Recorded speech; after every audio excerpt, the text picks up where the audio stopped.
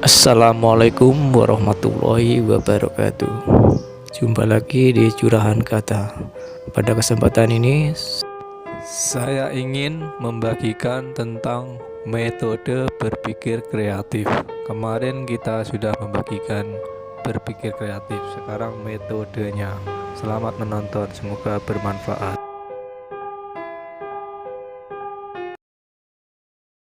Sekarang aspek metodenya ya macam-macam sebenarnya. Daya kreatif itu tidak bisa dipatenkan.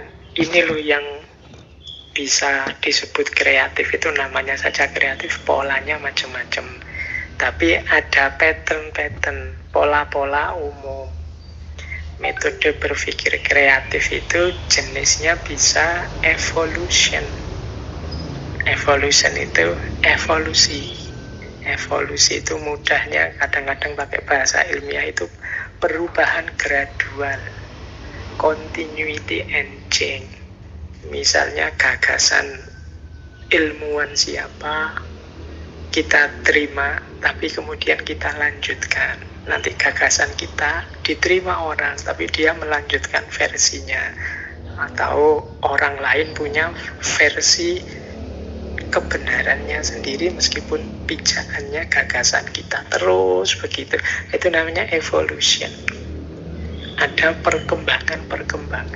Kalau dalam dunia ilmiah sering disebut continuity and change, melanjutkan tapi ada perubahan, menyesuaikan dengan kondisi situasi orang yang menjalani langsung.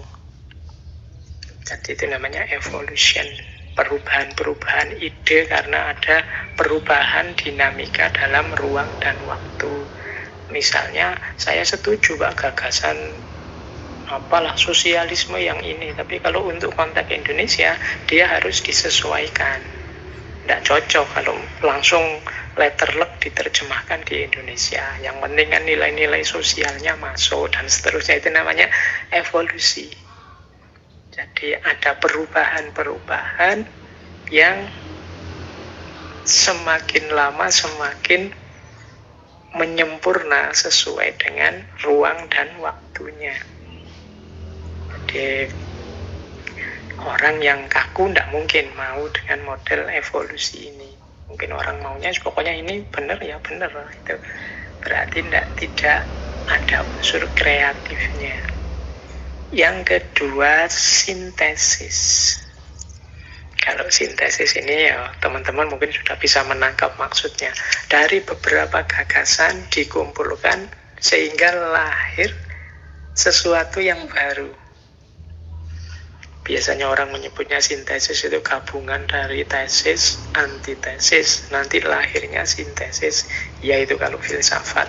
Tapi sintesis itu mudahnya dari gagasan-gagasan yang beragam, yang sebenarnya saling berbeda, disatukan. Sintesis itu persis kayak handphone berkamera tadi, atau bantal sekaligus alat pijet, atau gantungan kunci sekaligus flash disk. Itu kan gabungan-gabungan ide, gabungan gagasan. Mungkin sekarang ada sisir yang sekaligus untuk meluruskan rambut dan lain sebagainya. Itu namanya sintesis. Nah, ini ya cobalah sekali-sekali teman-teman latihan berpikir evolutif atau sintesis ini. Misalnya gagasan apa digabung dengan gagasan apa, misalnya kayak laptop ini kan gagasan buku dengan gagasan komputer, kemudian berpadu lahirlah model laptop ini. Kita menyebutnya notebook. Kalau dulu notebook itu kertas, sekarang notebook itu digital modelnya.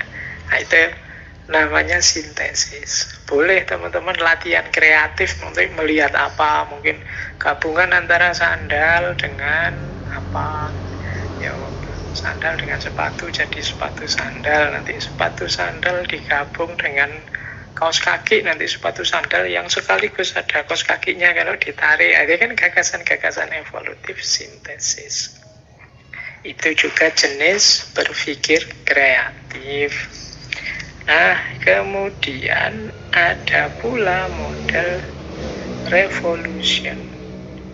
Revolution ini sama sekali berbeda dengan sebelumnya. Nah, ini gagasan-gagasan yang menawarkan sesuatu yang sama sekali baru. Nah, ini yang sebelumnya tidak dikenal. Nah, ini butuh keahlian lebih. Kita bisa melakukan revolution. Ya, dulu di awal-awal modern ada banyak istilah yang berkonotasi revolusi. Misalnya dari peradaban serba agama di abad tengah digeser ke peradaban serba positif manusia yang mengembangkan akal dan sains dan industrinya. Muncul revolusi ilmiah, muncul revolusi industri, muncul banyak revolusi. Revolusi itu berarti sesuatu yang baru yang sama sekali berbeda dengan sebelumnya.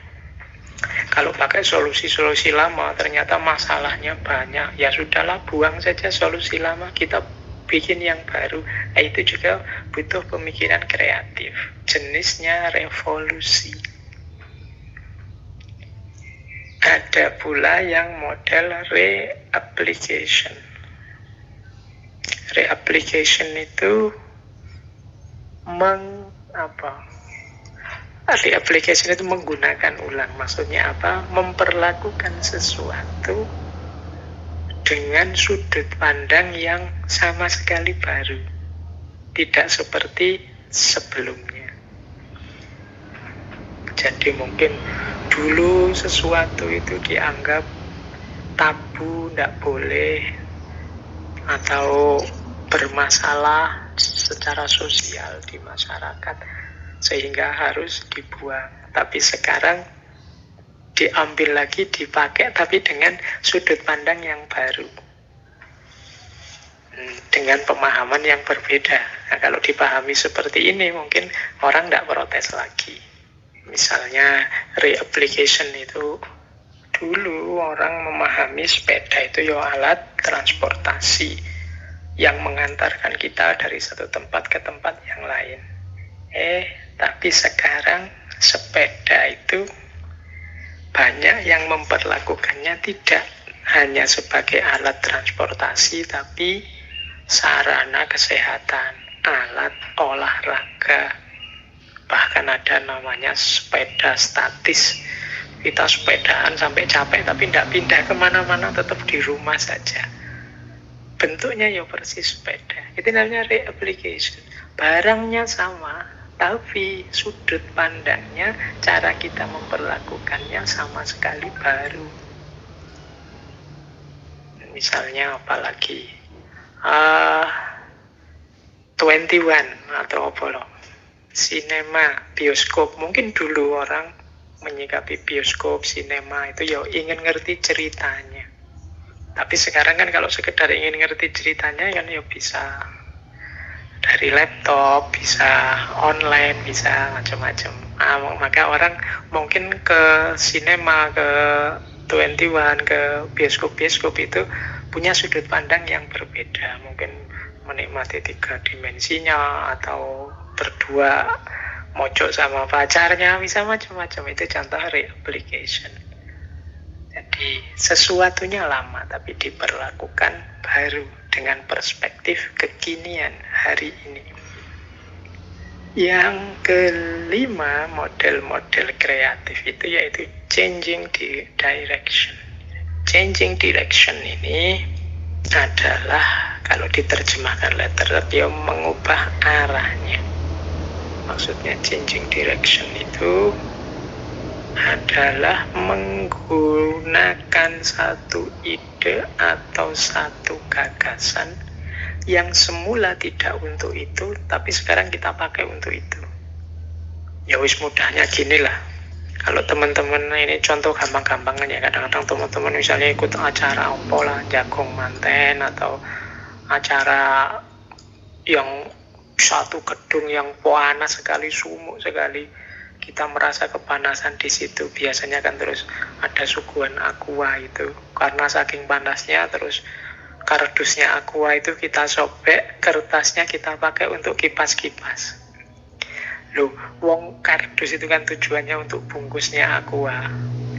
tapi sekarang kita pakai untuk kipas-kipas. Itu namanya changing direction, mengubah tujuannya. Wong itu tujuannya untuk wadahnya aqua, sekarang karena terpaksa, karena sumuk, kita sobek kardusnya, kemudian kertasnya kita pakai untuk kipas-kipas. Itu padahal fungsinya bukan kipas, tapi ya karena sumuk, ya dia sekarang kita fungsikan sebagai kipas. Ini juga salah satu jenis kreatif. Atau kita kadang-kadang di kelas, untuk teman-teman mahasiswa itu kan kadang-kadang punggungnya gatel, tapi kalau pakai tangannya tidak nyampe untuk mengukur ini. Akhirnya pulpen dipakai untuk alat untuk garuk-garuk. Itu kan definisinya pulpen itu alat tulis, tapi karena kita butuh untuk menggaruk dari alat tulis, sekarang dia jadi alat garuk. Itu namanya changing direction, mengubah arahnya, mengganti tujuannya. Harusnya kursi, tapi kalau pas gegeran, jangan ya, pas gegeran nanti dipakai buat ngeprok. Itu juga sebenarnya changing direction, termasuk juga kreatif berpikirnya, tapi untuk hal yang negatif. Jadi semoga bisa ditangkap maksudnya. Jadi itulah yang kelima, changing direction, termasuk juga jenis kritis berpikir. Nah, ada lagi sebenarnya satu metode dalam rangka berpikir kreatif untuk menemukan solusi-solusi baru, hal-hal yang baru, yang populer, mungkin teman-teman juga sering mendengar, namanya brainstorming. Brainstorming ini biasanya dilakukan dengan mengumpulkan sebanyak mungkin ide-ide, gagasan-gagasan yang mungkin. Nggak usah peduli ini cocok apa enggak, baik apa enggak, benar apa enggak, sesuai apa enggak, masuk akal apa enggak. Pokoknya kumpulkan saja ide sebanyak mungkin, sebanyak-banyaknya. Ini namanya brainstorming. Kemudian setelah itu baru diseleksi, baru dipilih-pilih mana yang cocok, mana yang paling sesuai, ya mana yang paling relevan.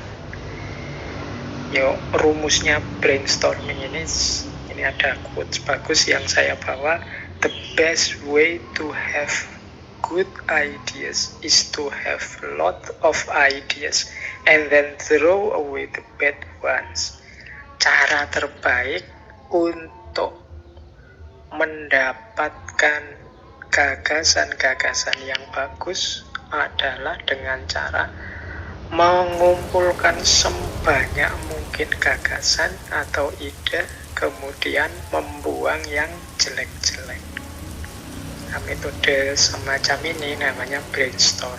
Jadi berpikir kreatif ini kan sering dipakai untuk menemukan solusi baru, melahirkan ide-ide baru yang relevan.